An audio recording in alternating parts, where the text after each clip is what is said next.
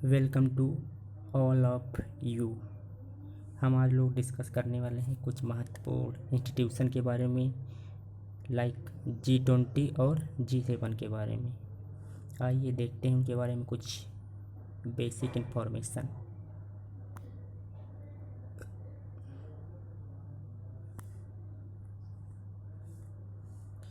G20 is an international forum for government and central bank governor from, जिसमें 19 countries हैं and 1 यूरोपीय union है। बात करें अगर यूरोपीय यूनियन की, तो इसमें टोटल 28 मेंबर थे, बट जो यूके है, यूनाइटेड किंगडम, वो यूरोपीय यूनियन से अलग हो गया है, तो इस कारण यहाँ पर एक मेंबर कम हो गया। तो इस समय यूरोपीय यूनियन में टोटल 27 मेंबर हैं प्रेजेंटली। तो जो G20 है, इसमें टोटल 19 मेंबर, 19 कंट्रीज एंड एक यूरोपीय यूनियन, तो टोटल मिलाकर 20 मेंबर हैं इसमें। और फाउंडर की बात करें तो फाउंडर है ग्रुप ऑफ 7, इसका फाउंडर है एंड 26 सितंबर 1999 में इसे फाउंड किया गया है। और चेयरमैन है माराओ ड्रागी, ये इसके चेयरमैन है। 2021 में ही नए चेयरमैन भी बने हैं इसके G20 के। और 26 सितंबर 1999 में, ये तो हम बात कर ही चुके हैं, फॉर्मेशन हुआ इसका। और इसका पर्पज़ क्या है, आइए पर्पज़ देख लेते हैं। इसका उद्देश्य है कि the objective of G20 countries policy coordination between it member in order to achieve global economy stability, sustainable growth, to promote financial regulation that reduce करना है रिस्क को एंड प्रिवेंट करना है future financial crisis and to create new international financial architecture. यानी कि economy के बारे में ही बात करता है, क्लाइमेट चेंज के बारे में बात करता है और सस्टेनेबल ग्रोथ होनी चाहिए, इसके बारे में ये जो है बात करता है। और एक दूसरे की हेल्प करने के लिए भी ये इंस्टीट्यूशन वर्क करता है। आइए आगे देखते हैं। अगर बात करें G20 मेंबर के बारे में, तो यहाँ पर दिखाया गया है G20 मेंबर के बारे में। देखो यहाँ पर कनाडा है। अगर बात करें ये नॉर्थ अमेरिका है, तो नॉर्थ अमेरिका में यहाँ कनाडा, USA और मेक्सिको, 3 कंट्री यहाँ पर हो गई। साउथ अमेरिका की बात करें तो ब्राज़ील यहाँ पर है, अर्जेंटीना हो गया यहाँ पर, और रसिया यहाँ हो गई एशिया में। और यूरोपीय यूनियन की बात करें तो यूरोप की बात करें तो यहाँ UK है, और जर्मनी, फ्रांस, इटली, और ये तुर्की जो है, ये एशिया और यूरोप दोनों में पड़ता है, तो तुर्की हो गया।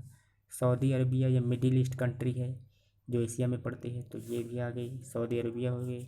और अफ्रीका कॉन्टिनेंट की बात करें तो साउथ अफ्रीका, ये भी एक मेंबर है इसका G20 का। एंड इंडिया भी एक G20 का मेंबर। ये बहुत इंपॉर्टेंट है, याद रखना, क्वेश्चन पूछा जा सकता है कभी। एंड ये चाइना हो गया, और जापान भी है, साउथ कोरिया भी है, इंडोनेशिया भी है, और ऑस्ट्रेलिया, ये भी G20 का मेंबर है। तो टोटल मिलाकर 19 कंट्रीज़ हैं प्लस 1 यूरोपीय यूनियन, मतलब टोटल 20 हो गए। 20 मेंबर हैं G20 के, जैसे नाम से ही वाकिफ़ है।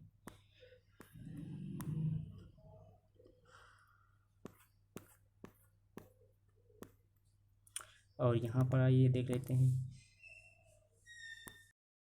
G20 की बात करें अगर यहाँ पर, तो ये पूरे मेंबर जितने दिए गए हैं ये सारे G20 के मेंबर हैं। लेकिन बात करते हैं हम G8 के। G8 के कौन कौन से मेंबर हैं, तो G8 के मेंबर हैं, आइए देख लेते हैं। तो G8 के मेंबर हैं यहाँ पर जर्मनी हो गया, UK, France, Canada, USA, Italy, Japan, Russia. ये टोटल मेंबर जितने दिए गए हैं ये हैं G8 के मेंबर। बट 2014 में क्या हुआ कि क्रीमिया इशू के कारण, क्रीमिया क्या था, ये यूक्रेन का एक पार्ट था, जिसे रसिया, ये रसिया है, ये रसिया है, इसने क्या किया था, जो यूक्रेन जो क्रीमिया पार्ट था यूक्रेन का उसे उस पर कब्जा कर लिया था रेफरेंडम के थ्रू। मतलब रेफरेंडम मतलब होता है कि जनता में वोट कंडक्ट कराना, यानी कि सभी लोग जितने लोग चाहते हैं कि हाँ जो क्रीमिया है वो रसिया का पार्ट हो जाए तो वो हाथ उठाएं, और जितने लोग नहीं चाहते वो हाथ उठाएं। तो ऐसे होता है इलेक्शन रेफरेंडम के थ्रू। और जो रेफरेंडम के थ्रू जो क्रीमिया था वो रसिया की तरफ चला गया, जिससे क्रोधित होकर जो G7 कंट्रीज थी उन्होंने क्या किया, रसिया को इस G8 ग्रुप से बाहर निकाल दिया। इसीलिए हम इसे अब G8 ग्रुप ना कहकर G7 ग्रुप कहते हैं। और बात करें G7 की सारी कंट्री मिला दी जाएं, और ऐसे इस साइड देख लें, इस साइड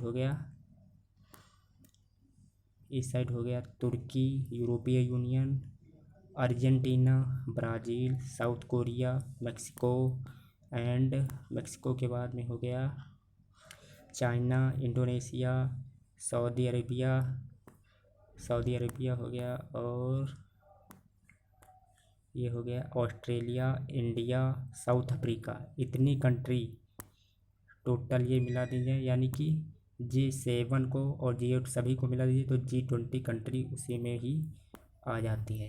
कहने की बात ये है कि जो G20 कंट्रीज हैं वो क्या हैं, कहने का बात ये है कि जो G7 कंट्रीज है वो सबसेट है किसका, G20 कंट्रीज का। मतलब जो G7 कंट्रीज हैं वो इसी G20 कंट्रीज में से ही निकल कर आएंगे, ऐसा कह सकते हैं। मतलब कि जितनी भी कंट्रीज हैं वो जो G7 कंट्रीज में पाई जाती हैं, जितनी कंट्रीज उतनी ही G20 में भी पाई जाती हैं। इसमें 7 कंट्रीज हैं, इसमें 20 कंट्रीज हैं।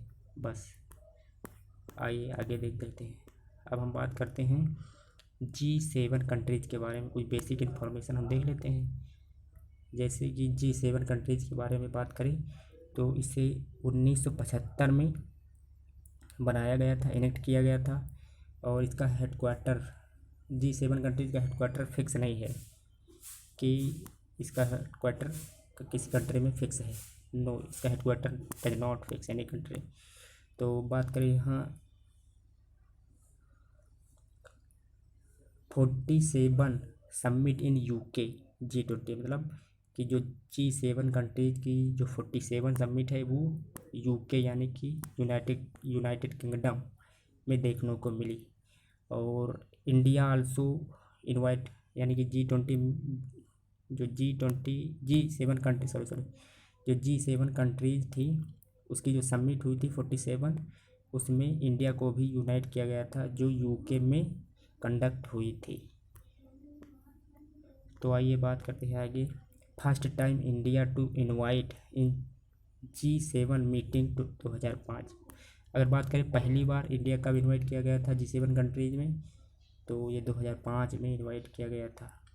अच्छा, इस G7 कंट्रीज में डिस्कस किस बारे में करते हैं, तो डिस्कस करते हैं ग्लोबल इकोनॉमी कैसे रहने वाली है, गवर्नेंस मतलब जो गवर्नमेंट सर्विसेज प्रोवाइड करती है वो कैसे रहने वाली है, एंड इंटरनेशनल सिक्योरिटी इसके बारे में बात की जाती है, एनर्जी पॉलिसी के बारे में बात की जाती है, क्लाइमेट चेंज के बारे में भी बात की जाती है। और नोट में यहाँ में लिखा है कि G8 कंट्री इन 2014 में क्या हुआ, रसिया जो है एग्जिट हो गया ड्यू टू क्रीमिया इशू के कारण।